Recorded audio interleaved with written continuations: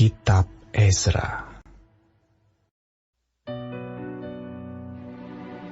Kemudian daripada semuanya itu, pada zaman pemerintahan Artasasta, raja negeri Persia, maka berangkatlah Ezra bin Seraya, bin Azaria, bin Hilkiah, bin Salum, bin Zadok, bin Ahitub, bin Amaria, bin Azaria, bin Merayot, bin Zerahya, bin Uzi, bin Buki, bin Abisua, bin Pinehas, bin Eleazar, bin Harun, yaitu Harun imam kepala.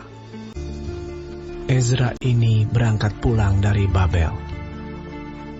Ia adalah seorang ahli kitab, mahir dalam Taurat Musa yang diberikan Tuhan, Allah Israel. Dan raja memberi dia segala yang diingininya, oleh karena tangan Tuhan, Allahnya, melindungi dia. Juga berangkat pulang ke Yerusalem beberapa rombongan orang Israel dan imam, orang Lewi, penyanyi, penunggu pintu gerbang, dan budak di bait Allah pada tahun ke-7 zaman Raja Artasasta. Lalu tibalah ia di Yerusalem pada bulan ke-5, yakni pada tahun ke-7 zaman raja itu. Tepat pada tanggal 1 bulan pertama, ia memulai perjalanannya pulang dari Babel.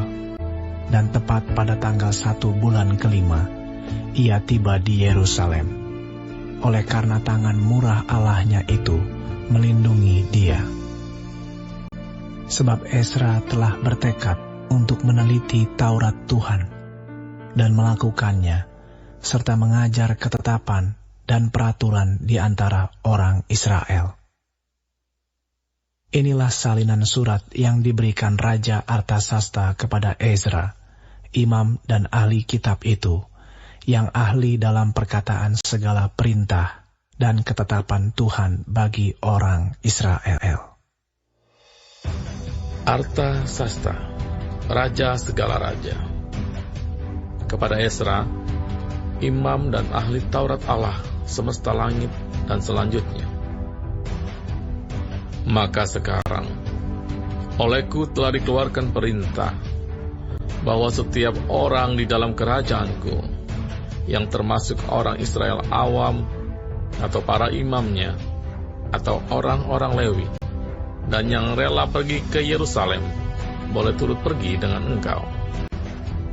Oleh karena engkau disuruh raja, serta ke-7 orang penasihatnya, untuk mengadakan penyelidikan mengenai Yehuda dan Yerusalem, dengan berpedoman kepada hukum Allahmu yang menjadi peganganmu, dan untuk membawa perak dan emas yang diberikan raja serta para penasihatnya, sebagai persembahan sukarela kepada Allah Israel, yang tempat kediamannya di Yerusalem, beserta segala perak dan emas yang akan kau peroleh di seluruh provinsi Babel, dengan persembahan sukarela yang akan dipersembahkan oleh rakyat dan para imam bagi rumah Allah mereka yang ada di Yerusalem. Maka oleh karena itu, haruslah engkau dengan seksama memakai uang itu untuk membeli lembu-lembu jantan, domba-domba jantan, anak domba dengan korban sajiannya dan korban curahannya. Dan haruslah semuanya itu kau persembahkan di atas mezbah di rumah Allahmu yang ada di Yerusalem. Tetapi apa yang dianggap baik olehmu dan oleh saudara-saudaramu untuk diperbuat dengan perak dan emas yang selebihnya, boleh kamu perbuat sesuai dengan kehendak Allahmu. Hanya perlengkapan yang diserahkan kepadamu untuk ibadah di rumah Allahmu, sampaikanlah itu ke hadapan Allah di Yerusalem. Dan yang lain yang masih diperlukan untuk rumah Allahmu, yang pembayarannya menjadi tanggunganmu, itu boleh kau bayar dari perbendaharaan kerajaan. Kemudian aku, Raja Artasasta, telah mengeluarkan perintah kepada semua bendahara di daerah seberang Sungai Efrat, begini: segala yang diminta daripadamu oleh Imam Ezra, ahli Taurat Allah semesta langit, haruslah dilaksanakan dengan seksama. Jangan memakai perak sampai jumlah 100 talenta, gandum sampai jumlah 100 kor, anggur sampai jumlah 100 bat, minyak sampai jumlah 100 bat, dan garam tidak terbatas. Segala sesuatu yang berdasarkan perintah Allah semesta langit harus dilaksanakan dengan tekun untuk keperluan rumah Allah semesta langit, supaya jangan pemerintahan raja serta anak-anaknya kena murka. Lagi pula kami beritahukan kepadamu bahwa tidaklah sah bila para imam, orang Lewi, penyanyi, penunggu pintu gerbang, budak di bait Allah, dan para hamba rumah Allah dikenakan pajak, upeti, atau bea.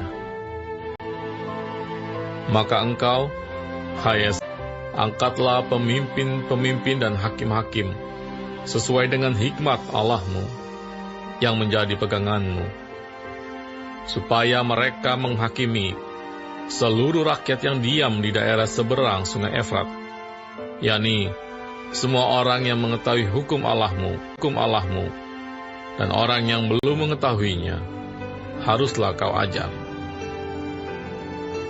Setiap orang yang tidak melakukan hukum Allahmu dan hukum raja harus dihukum dengan seksama, baik dengan hukuman mati maupun dengan pembuangan, dengan hukuman denda atau hukuman penjara. Terpujilah Tuhan, Allah nenek moyang kita, yang dengan demikian menggerakkan hati raja, sehingga ia menyemarakkan rumah Tuhan ada di Yerusalem, dan membuat aku disenangi oleh raja dan penasihat-penasihatnya, serta segala pembesar raja yang berkuasa. Maka aku menguatkan hatiku, karena tangan Tuhan Allahku melindungi aku. Dan aku menghimpunkan dari antara orang Israel beberapa pemimpin untuk berangkat pulang bersama-sama aku.